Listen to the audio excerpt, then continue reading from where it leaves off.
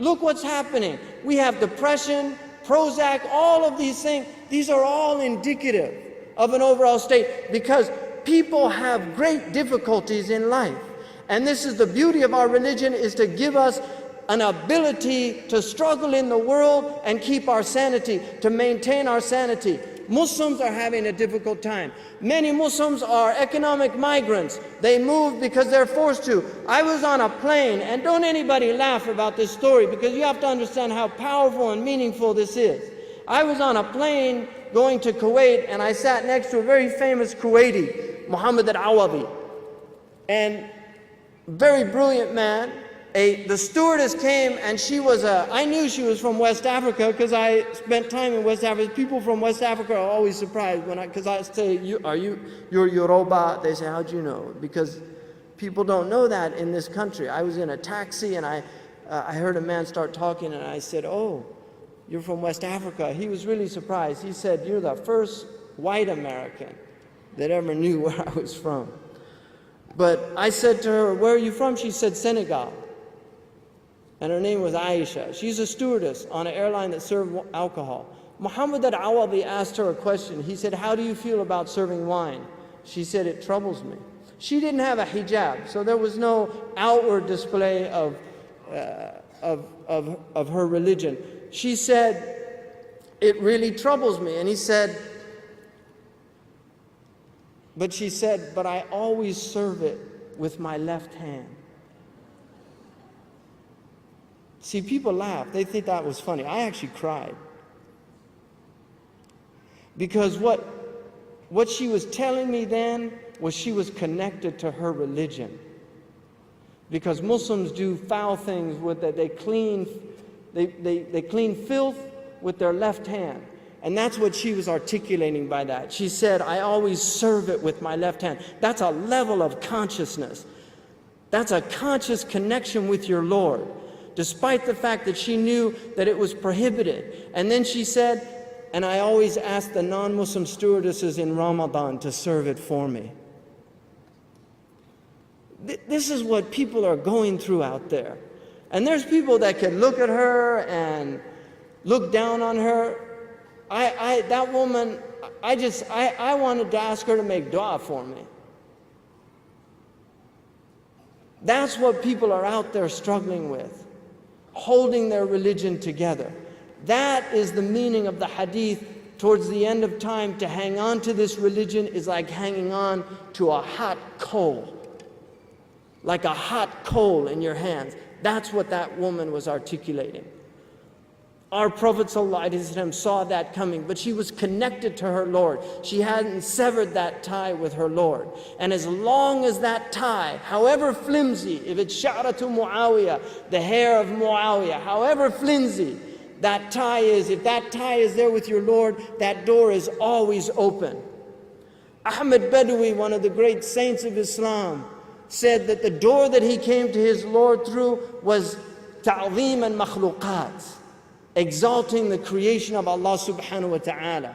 He said, I never saw anybody from the family of the Prophet except عَظَّمْتُهُ لِانْتِسَابِهِ إِلَى رَسُولِ اللَّهِ. I saw him as something great because they were related to the Prophet. مَا رَأَيْتُ عَالِمًا إِلَّا عَظَّمْتُهُ لِعِلْمِهِ الَّذِي يَحْمِلُ. I never saw a scholar except I exalted him because of the knowledge that he was carrying. He said, but it got to a point, مَا رَأَيْتُ مُؤْمِنًا مُسْلِمًا مَهْمَا كَانَ حَالُهُ, no matter what his state was, إِلَّا عَظَمْتُهُ لِانْتِسَابِهِ لِعُبُودِيَةِ اللَّهِ. But I saw, because he was a servant of God, admittingly open, that he was attempting to submit to Allah, that I gave him ta'zeem. And then he said, but then I didn't see anybody, even the non-Muslim, إِلَّا عَظَمْتُهُ لِأَنَّهُ مَحَلْ إِرَادَةِ اللَّهِ سُبْحَانَهُ وَتَعَالَى حَيْثُ أَوْجَدَهُ اللَّهُ سُبْحَانَهُ وَتَعَالَى بِقَوْلِهِ كُنْ فَيَكُنْ. Except that I saw that in that was the will, the divine will manifesting before my eyes. And he said, I never saw a rock or a tree or anything except that I saw it as a manifestation of the divine will. It was God that put that thing there. That's what he was acknowledging. And then he said, وَمَنْ يُعَظِّمْ حُرُمَاتِ اللَّهِ فَهُوَ خَيْرٌ لَهُ عِنْدَ رَبِّهِ. That the one who exalts the hurumat of Allah, the sanctified things of God. And what is more sanctified than the creation of Allah subhanahu wa ta'ala? This thing that Allah has created as a tajalli of all of His divine attributes and then called us to marvel at it. If you look at people, when they see people who can do something amazing. You had a beautiful singer who sings his song, and people in the non-Muslim society, you know what they do? If people clap, they do these things, ovation.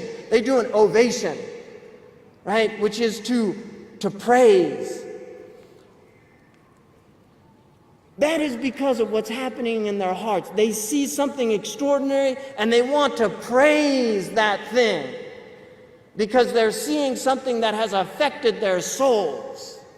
So when they see somebody who's mastered the piano and he gets up and plays some extraordinary piece by Rachmaninoff or Beethoven, they all stand up and they clap and clap to say, what an extraordinary thing you've just done before our eyes. How extraordinary.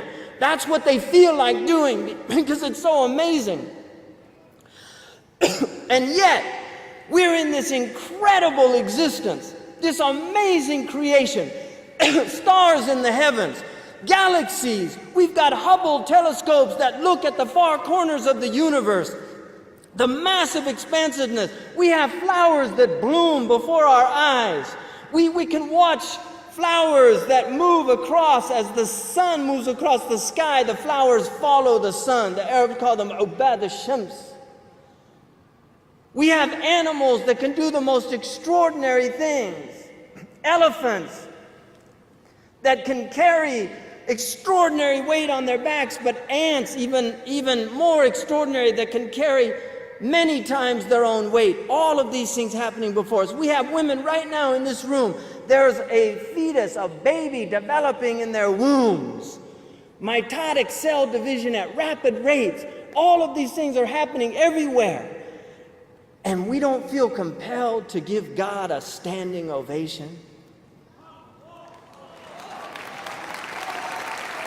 To stand up before Allah subhanahu wa ta'ala and say, Allahu Akbar, Allahu Akbar, Allahu Akbar. Really to stand in ovation before our Lord.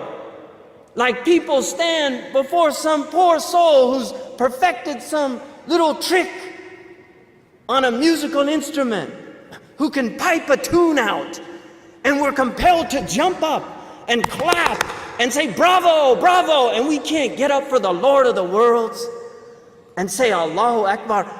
Ma gharraka bi rabbika al-kareem. What has deluded you? What has deluded you? What has taken you away from the praise of your Lord? This is what Muslims are meant to remind people to do wherever they go, to tell people you have a Lord.